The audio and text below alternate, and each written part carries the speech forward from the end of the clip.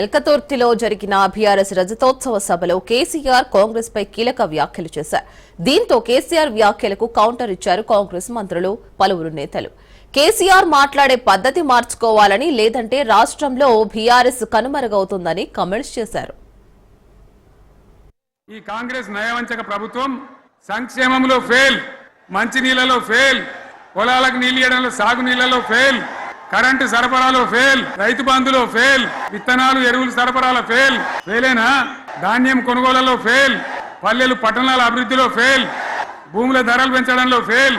మరి దేంట్లో పాస్ అయిండు? ఎటుపడితే అటు ఒర్రుడు, దేవుళ్ళ మీద ఒట్లు పెట్టుడు, అబద్ధ వాగ్దానాలు చేసుడు, 20-30% కమిషన్లు తీసుకున్నాడు, సంచులు నింపుడు, సంచులు మోసుడు, అన్ని ఫెయిల్ అయిందా ఈ ప్రభుత్వం?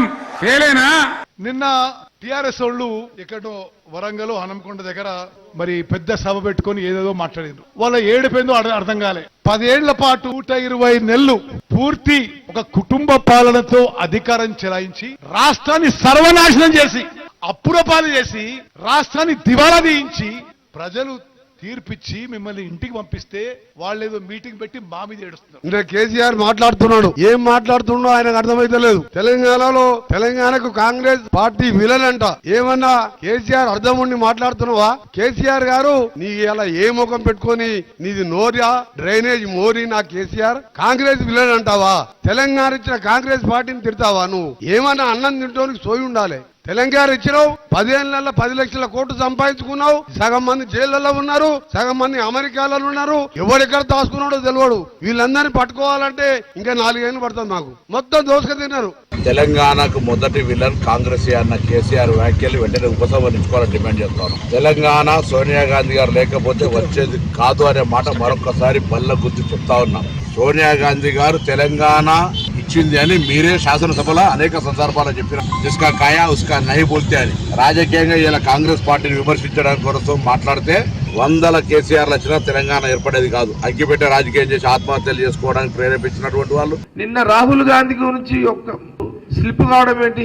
కాంగ్రెస్ పార్టీ మా నాయకుడు రాహుల్ గాంధీ గారు, నీ పార్టీకి నువ్వెట్లా ప్రచారం చేస్తావో మా పార్టీకి రాహుల్ గాంధీ గారు వచ్చి ప్రచారం చేశారు మొన్న అసెంబ్లీ ఎన్నికల్లో.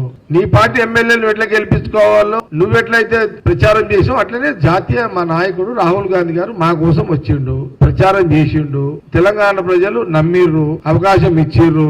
ఇచ్చిన మాట ప్రకారం సీఎం రేవంత్ రెడ్డి గారిని రాహుల్ గాంధీ గారు సీఎం చేసిర్రు.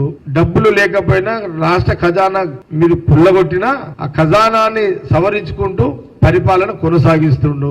మీరు రాహుల్ గాంధీ గారి గురించి అనుచిత వ్యాఖ్యలు, తొందరపడి మాట్లాడ బేషరతుకి క్షమాపణ చెప్పాలని కాంగ్రెస్ పార్టీ కేసీఆర్ గారిని మీడియా ద్వారా కోరుతున్నది.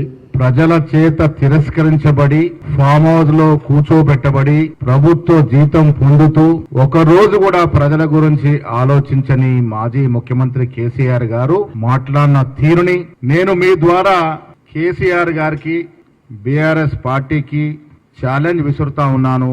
సమయం మీదే, వేదిక మీదే. మీరు ఎప్పుడంటే అప్పుడు చర్చకు సిద్ధం. మీరు 10 సంవత్సరాలుగా తెలంగాణ రాష్ట్రానికి ముఖ్యమంత్రిగా చేసిందేమిటి, మేము 15 మాసాలుగా మా ముఖ్యమంత్రి రేవంత్ రెడ్డి గారు తెలంగాణకు చేసిందేమిటో చర్చించుకుందాం.